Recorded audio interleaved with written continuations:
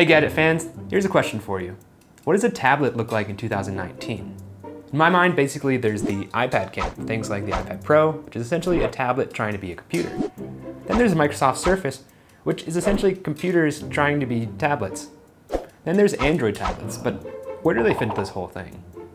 Well, this week, we're taking a look at this new Huawei tablet to find an answer.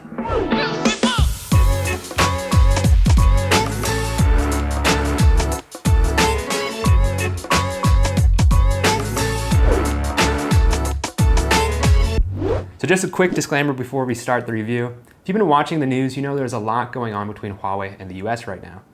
And the situation is changing on a nearly day-to-day basis. So for the sake of this review, we're going to judge the product on how it works at this moment. But stick around to the end of the video and I'll talk more about my opinions on this whole Huawei situation. But first, let's check out this tablet. There it is, the Huawei Mediapad M5 Lite, a mid-range tablet with a crazy long name. As of now, it runs Android 8.0 with Huawei's EMUI on top of that. You can pick it up for about $300, which makes it cheaper than Microsoft Surface Go, but more expensive than Apple's 2018 iPad. Inside, it's got 3 GB of RAM, 32 gigs of internal memory, and a Kirin 659 8-core processor.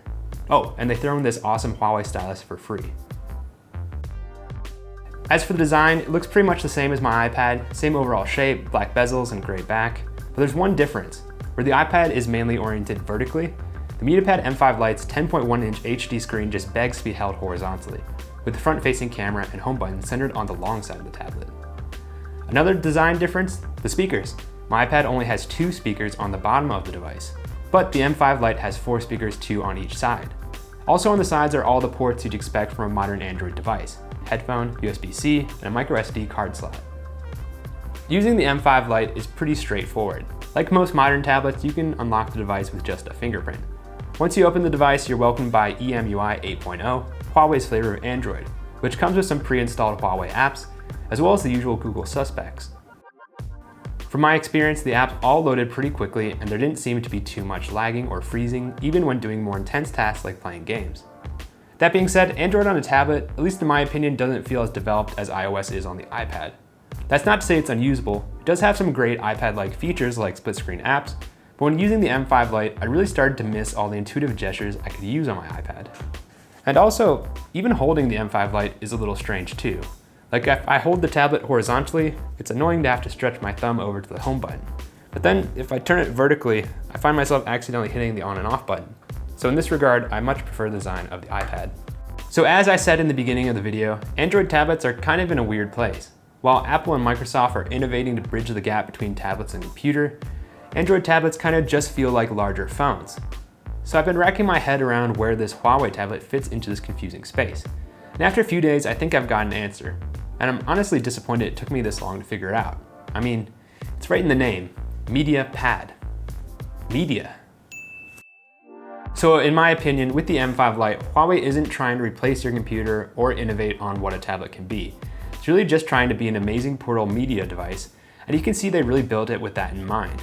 It's got a great HD screen, and the horizontal orientation is better set up for watching movies and video chatting.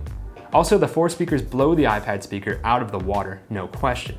And with the microSD card slot, you can load up on all sorts of media without having to stream it, which is something you can't do on the iPad. Overall, it's a decent mid-range tablet that's built more for play than for work. But before I go recommending it to you, there is one huge caveat.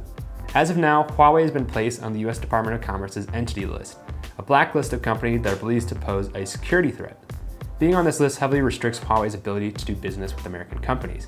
And while Google says current devices will still be able to access Google Play functions, many suspect that future updates will be unavailable for Huawei devices. It is reported that Huawei is now working on their own operating system, but there's a chance American apps like Google and Facebook won't work on it. Currently, American apps run fine on the M5 Lite, and if it were to continue this way, I'd have no problem whatsoever recommending this tablet. And I guess if you can live without these services like Google, Facebook, and many others, then maybe this device is okay for you. But because of the uncertainty of the situation, I'd be careful about buying any Huawei products.